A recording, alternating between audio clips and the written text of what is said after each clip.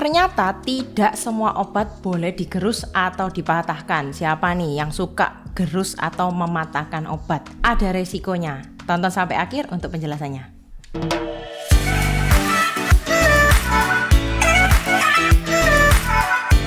Halo Sobat Sehat, kembali lagi bersama saya Cece Apoteker di Tobat Tanya Obat. Siapa nih kalau barangkali kalian sendiri atau mungkin kerabat kalian atau mungkin teman atau mungkin keluarga yang nggak bisa minum obat, terus kalau setiap minum obat itu harus dihancurkan, digerus atau dipatahkan atau apalah ya, yang penting obatnya larut dulu atau obatnya dalam serbuk dulu. Nggak semua obat boleh dibuat seperti itu ya. Jadi ada obat-obat tertentu itu yang ternyata tidak boleh digerus atau bahkan dipatahkan. Nggak apa-apa dipatahin, wong cuman dipatahin kan nggak digerus. Ya tapi ada lapisan yang akhirnya terbuka. Padahal industri farmasi itu sudah merancang obat-obatan tertentu itu dengan tujuan untuk dilapisi. Kita bahas ya. Oke, jadi kita bahas dulu. Tadi udah saya jelaskan di depan seperti judulnya, tidak semua obat boleh digerus. Kenapa nggak semua obat boleh digerus? Kira-kira kenapa? Karena ada alasannya. Ya pasti semua hal itu ada alasannya. Yang pertama karena keamanan. Jadi ada obat-obat tertentu itu yang kalau digerus malah menjadi tidak aman. Tidak aman ini dalam arti apa? Bisa resiko efek samping meningkat atau bisa overdosis. Kemudian yang kedua karena efektivitas. Efektivitas ini dalam rangka apa? Dalam rangka efeknya. Apakah efeknya tercapai atau malah menurunkan efek? Jadi yang harusnya obatnya ini berefek untuk sakit kepala, karena digerus akhirnya nggak berefek karena dipatahkan contohnya. Kemudian yang ketiga, bentuk sediaan yang didesain khusus. Jadi ada obat-obat tertentu itu yang sengaja didesain khusus oleh pabrik obat, tujuannya untuk membantu pasien minum obat, tapi justru malah dipatahkan. Ya, nanti akan saya beri contohnya satu persatu ya. Pertanyaannya, obat apa saja yang tidak boleh digerus atau dipatahkan? Jadi, Cici akan memulai dulu menyebutkan obat-obat apa saja yang tidak boleh digerus. Yang pertama adalah obat lepas lambat. Ya, obat lepas lambat ini biasanya disebut dengan extended release atau lepas kontrol, itu disebut dengan control release. Jadi industri farmasi atau pabrik farmasi itu membuat sediaan ini bukan cuma-cuma nganggur-nganggur bikin ya, tapi ini tujuannya untuk membantu pasien. Biasanya dia dirancang untuk melepaskan zat aktif secara perlahan. Contohnya seperti apa? Ada pasien yang kesulitan minum obat itu 3 kali sehari. Jadi dia mampunya minumnya sekali sehari. Biasanya pada saat bulan puasa contohnya ya. Ada orang-orang tertentu contohnya obat diabetes yang harusnya minumnya 3 kali sehari, tapi karena dia puasa dia butuh minum yang 1 kali sehari tapi efeknya panjang. Sehingga dibuatlah sediaan-sediaan yang dirancang khusus oleh pabrik farmasi menjadi extended release. Jadi dilepaskan dosisnya perlahan-lahan sehingga efek dari obat ini bisa bertahan seharian. Seperti itu. Contoh obatnya seperti apa? Seperti Metformin XR. Jadi memang Metformin ini yang tadi saya sebutkan, dia bisa digunakan untuk pasien-pasien diabetes yang ingin memilih puasa. Jadi supaya dia itu efeknya tahan lama seharian, tapi cukup minum obat 1 kali saja. Seperti itu. Yang kedua adalah obat salut enterik. Ya, obat salut enterik ini biasanya didesain itu diharapkan untuk terlarut di usus. Jadi sebenarnya dia ini dirancang supaya tidak pecah di lambung, gampangannya seperti itu ya, supaya nggak larut di lambung. Tapi begitu dia masuk ke dalam tubuh, ya kalau kita minum obat atau makan sesuatu, itu kan pasti yang pertama masuk itu adalah masuknya di lambung dulu gitu ya. Kalau obat ini dipecah di lambung, maka dia komponennya akan rusak. Sehingga dia didesain khusus gimana caranya dia dilapisi. Lapisannya itu namanya adalah salut enterik, sehingga pelepasannya ini di usus. Jadi sebenarnya dia didesain untuk melindungi dari lambung. Contohnya adalah aspirin EC. EC itu singkatan dari enteric coated ya. Jadi memang dia didesain untuk salut enterik. Kemudian omeprazol ya. Pernah nggak kalian minum omeprazol, lansoprazol? Itu bentuknya kapsul ya kalau kita tahu. Kemudian di dalam kapsul itu didesain dalamnya seperti granul. Jadi kalau misalkan pernah memperhatikan nggak, kalau minum lansoprazol, omeprazol itu di dalam kapsulnya kalau kita kocok-kocok ada bunyi cik cik cik gitu. Itu karena dia sudah didesain untuk pelepasannya di usus seperti itu. Kadang ada orang-orang ini yang nggak bisa minum kapsul, sehingga saya pernah lihat sendiri ada pasien saya itu yang minum lansoprazol, dia buka kapsulnya kemudian dilarutkan dengan air. Terus efeknya gimana? Ya nggak berefek, karena begitu dia masuk ke lambung dia akan dirusak oleh asam lambung, sehingga tidak berefek lagi, akan didegradasi oleh asam lambung seperti itu. Kemudian yang ketiga, obat salut gula. Ini pernah nggak ya kalau minum obat kemudian rasanya manis, kok nggak pahit ya, diminum rasanya manis. Biasanya lapisan luarnya itu mengkilat seperti itu, dan kalau kita rasakan rasanya manis. Ada beberapa vitamin yang seperti itu. Itu gunanya untuk apa? Biasanya dirancang untuk menutupi rasa obat yang pahit atau menghilangkan bau yang tidak enak. Ada beberapa obat itu yang zat aktifnya sangat pahit, dan ada yang mengiritasi mulut dan tenggorokan. Untuk melindungi supaya mulut dan tenggorokan kita tidak teriritasi, maka dilapisi dengan salut gula, atau bisa untuk menutupi rasa dan bau. Jadi seseorang bisa minum dengan nyaman seperti itu. Contohnya apa? Contohnya seperti obat alendronat dan bifosfonat. Ya, itu rasanya sangat tidak enak sekali ya. Kemudian yang keempat adalah obat hormonal atau kanker. Kenapa kok obat ini tidak boleh digerus? Karena harus ditangani dengan hati-hati.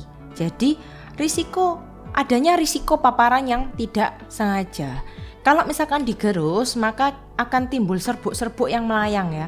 Takutnya terhirup. Iya, kalau yang gerus ini adalah orang yang memang sakit. Tapi kalau yang gerus ini ternyata orang lain atau perawat, maka nanti dia akan terpapar senyawa kimia yang tidak seharusnya masuk ke dalam tubuh. Karena obat-obat seperti obat hormonal, obat kanker ini sangat berbahaya untuk orang yang sehat. Kemudian yang kelima adalah obat sublingual atau bukal. Ya, obat sublingual atau bukal ini adalah obat yang diletakkan di bawah lidah.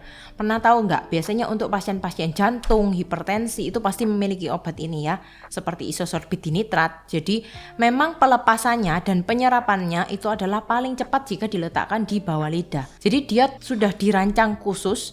Kalau diletakkan di bawah lidah, penyerapannya akan lebih cepat dibandingkan digerus. Justru kalau dia digerus, diminum langsung, penyerapannya akan semakin lama. Kemudian bukal juga tujuannya adalah obat yang ditempelkan di bagian dalam pipi. Jadi dia penyerapannya melalui lapisan yang ada di pipi. Kemudian contoh obatnya seperti apa? Seperti nitrogliserin tadi ya, kemudian contoh isosorbit dinitrat itu, kemudian fentanyl, lozenges ya. Kemudian ada obat yang keenam yaitu obat inhaler atau spray. Ini sudah jelas ya. Kalau namanya obat inhaler atau spray, ya cara kerjanya, cara pemakaiannya harus dengan cara disemprotkan atau dihirup. Tapi memang ada yang kemasannya dalam bentuk serbuk. Jadi serbuk ini harus dimasukkan ke dalam alat, atau biasanya dia kapsul dimasukkan ke dalam alat kemudian dihirup. Jangan sampai salah, kemudian harusnya kapsul ini serbuknya dimasukkan ke dalam alat untuk inhalasi, ternyata diminum, itu malah nggak berefek sama sekali. Contoh obatnya apa? Segala sesuatu yang memiliki akhiran dengan inhaler atau spray. Jadi selalu pahami dulu cara pemakaian obat. Selanjutnya, apa sih yang terjadi kalau misalkan obat ini digerus atau dipatahkan? Wong sama aja, wong sama-sama masuk ke dalam tubuh. Kenapa kalau dipatahkan atau digerus kok malah nggak berefek? Yang pertama, karena adanya pelepasan zat aktif sekaligus. Kenapa pelepasan zat aktif sekaligus? Contohnya tadi, obat yang judulnya extended release. Ini adalah obat yang pelepasannya dikontrol. Jadi contohnya metformin yang seharusnya minumnya 3 kali sehari. Maka dosis ini tadi akan dijadikan di satu tablet yang minumnya 1 kali sehari. Sehingga dosis yang harusnya terbagi 3 kali akan diminum 1 kali saja. Hanya saja dibuat pelepasannya perlahan-lahan. Nah, kalau misalkan digerus, akhirnya pelepasannya kan langsung sekaligus ya. Kalau pelepasan sekaligus harusnya dosisnya 500 mg, 500 mg, 500 mg. Dijadikan satu menjadi 1500 mg, contohnya seperti itu. Tapi dilepas perlahan. Lah ini langsung digerus, akhirnya langsung lepas 1500 mg. Yang terjadi adalah toksisitas, efek samping meningkat, hipoglikemia, seperti itu contohnya. Kemudian kalau misalkan pelepasan zat aktifnya itu sekaligus, maka efek samping juga pasti meningkat ya. Kemudian yang kedua adalah iritasi lambung. Ada yang namanya tadi salut enterik. Salut enterik gunanya untuk melindungi obat ini tidak pecah di lambung. Kalau seandainya digerus, akhirnya obatnya ini pecah di lambung. Yang terjadi apa? Ya lambungnya teriritasi. Kalau lambung teriritasi, yang akhirnya jadinya apa? Sakit lambung.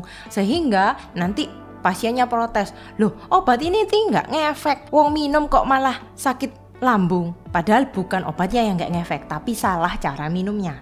Akhirnya obatnya efektivitasnya turun. Jadi yang diharapkan menyembuhkan kok malah bikin sakit lambung atau nggak berefek. Yang ketiga adalah efek samping meningkat. Tadi udah saya jelaskan ya, bahwa kalau pelepasan zat aktifnya tidak terkontrol, efek sampingnya akan meningkat. Efek samping itu macam-macam, bisa pusing, mual, muntah, reaksi alergi yang serius seperti itu. Jadi misal nih, biasanya minum obat A nggak apa-apa kalau minumnya sehari 3 kali. Ternyata kita ganti yang extended release, minumnya 1 kali, tapi digerus. Kok timbul efek samping? Wah, obat ini nggak betul nih. Wah, ini obatnya nggak ngefek. Wah, pabrik obatnya salah nih. Ya, jadi kadang efek samping yang ditimbulkan karena kesalahan pasien sendiri.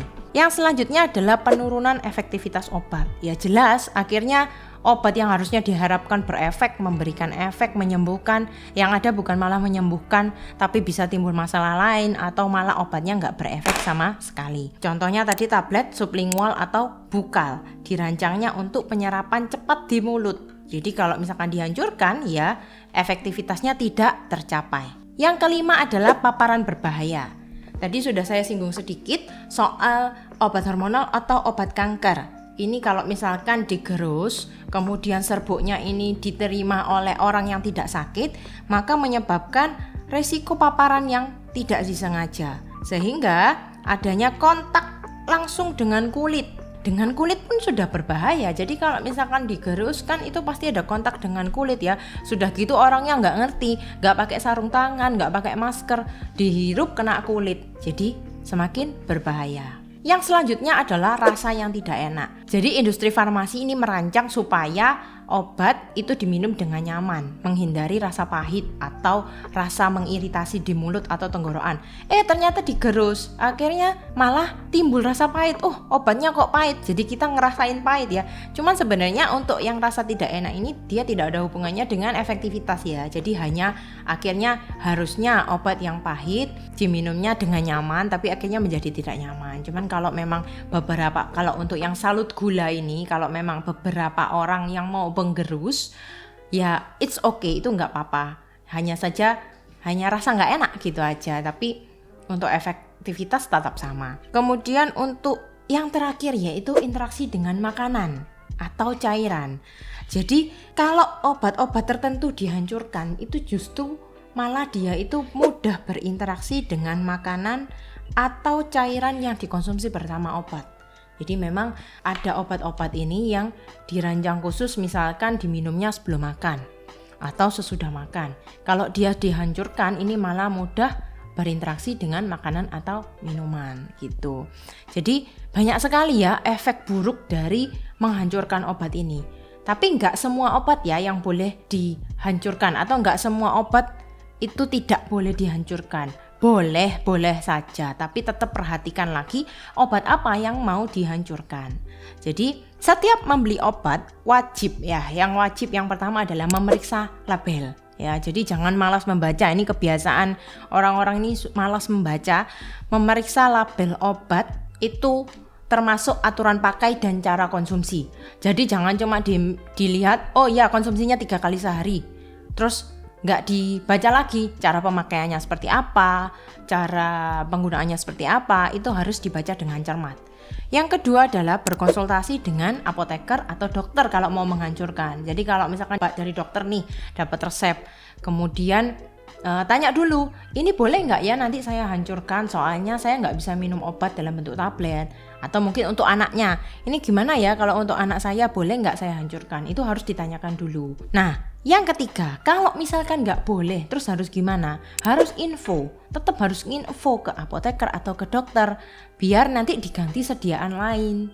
Ya, karena memang biasanya suatu pabrik farmasi itu akan membuat obat itu dengan macam-macam sediaan. Jadi ada yang bentuknya tablet, ada yang bentuknya sirup, seperti itu. Jadi kalau misalkan memang tablet itu tidak boleh dihancurkan dan memang kita perlu meminum tablet itu, ya kita harus bilang ke dokter supaya diganti dengan sediaan sirup sehingga kita minumnya bisa lebih mudah, seperti itu. Ya, sekian aja video dari Cece Apoteker kali ini. Semoga bermanfaat untuk Sobat Sehat dimanapun Anda berada. Kalau ada pertanyaan boleh tuliskan di kolom komen ya. Jangan lupa follow TikTok dan IG Cece Apoteker. Sampai jumpa di video selanjutnya.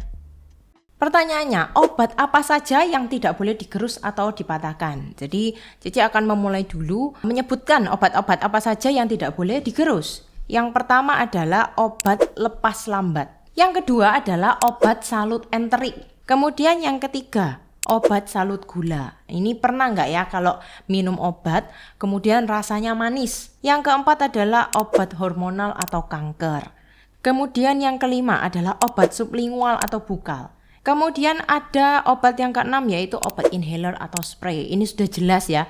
Kalau namanya obat inhaler atau spray ya cara kerjanya, cara pemakaiannya harus dengan cara disemprotkan atau dihirup